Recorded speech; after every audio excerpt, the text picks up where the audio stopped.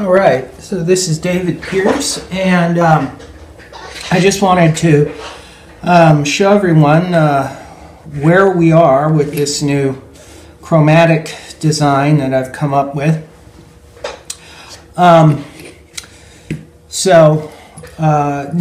I have silicone molded mouthpieces, and one of the things I did was I made the end of the mouthpiece longer, and I realized that was the easiest way of keeping the bar from pinching your lips. And in my earlier design I had a protector that was on the side of the comb that would kind of block the bar, and I realized that if I just made the mouthpiece longer, then I wouldn't need that protector on the side. And so that's worked very well. The design of the comb has changed. I was making the combs myself, and it was a two-part system with a stainless steel face that was bonded to the comb. And I had such a hard time doing that. And it was very difficult, and so I thought to myself, well, if I could just make this comb as one piece, it would make my life a lot easier. So here are the new combs. This one was cast in a pressure chamber with epoxy. This one is machined out of acrylic, and the face, it's now just one part, basically.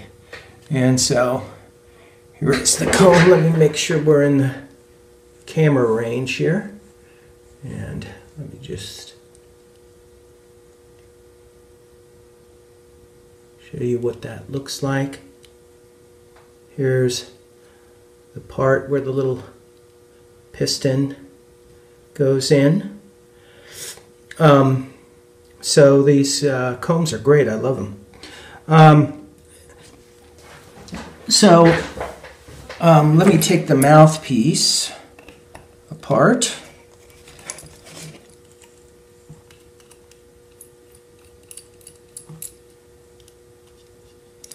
And one of the nice things about this harmonica is you don't have to worry about your spring flying away when you take off the reed plates. So let me just keep going there.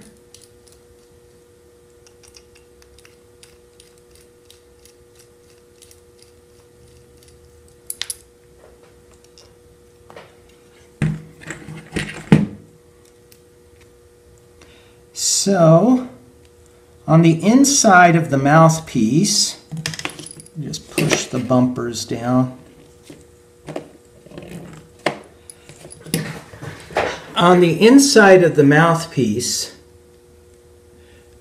I've added a gasket. As I discovered that these silicone mouthpieces added too much drag to the slide, so I created these little plastic gaskets which fit inside the mouthpiece. I didn't notice any difference in air leakage. And it really, excuse me, have to turn off the compressor. It really facilitated the action of the slide. Also, I've added, I don't know if you could see them. I've added bumpers. And the reason why I added bumpers, I didn't think I needed them at first. But I was hearing the sound of the slide hitting the screws. So when I added these silicone bumpers, it made it much quieter. I also changed the size of the holes in the slide. I made them slightly smaller. I think they're about the same size as a Suzuki harmonica. I think, but the throw is a little bit longer than that. And I compared it with holes that were bigger, as big as they could be, and I didn't notice any difference. So I think it's definitely the way to go. We all want a shorter throw, a shorter distance to travel with the slide. So now this button is 3D printed, and it's a new process by a company called Sculptio. This is a very, very strong plastic. And before this new process that they've come up with, you could only get this plastic in a very rough, unfinished, and porous form. And they developed a new patented process of smoothing it. It smooths it and it seals it, and so it makes this type of part, which is 3D printed, much closer to an injection molded part. So there's a hole in the back, and a steel pin is inserted in there to strengthen it. You might be able to see the shadow of the pin through the button. So that's a change, and the steel pin is cemented in here with epoxy. So I'm going to take apart this harmonica. Seems Zeidel has made a few changes to their chromatics.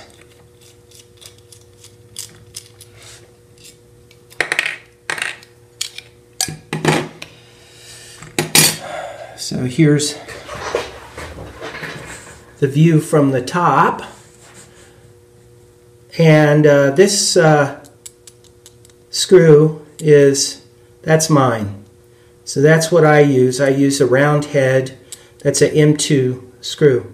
And Zeidel, in the way they build their harmonicas, there's, I believe, a top screw and a bottom screw, and they thread into the comb. But my method is to use longer screws and just to put a nut at the bottom, and cover plates just barely fit over that. So, and let me show you. I haven't decided what I'm going to do. If I'm going to sell these myself or have somebody else sell them and build them for me. That would be my preference, but I don't know. You know, you got to work these things out. So this is basically, if I sold it as a kit, this is what you would get, and I would show you how to use the configurator. I'd do some videos on that. And the price of the harmonica with all the parts should be around $200.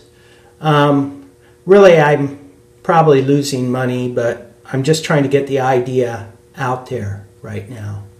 That's with brass reed plates. Now, if you wanted stainless steel, it would cost you a lot more, probably about, I don't know what they charge for a configured stainless steel harmonica at this time, probably around $350 to maybe $390, something like that. So anyway, just wanted to let everybody know, you know, what's going on with the harmonica. I'm not quite ready to sell yet, but I should be in the very near future. So, have a good one.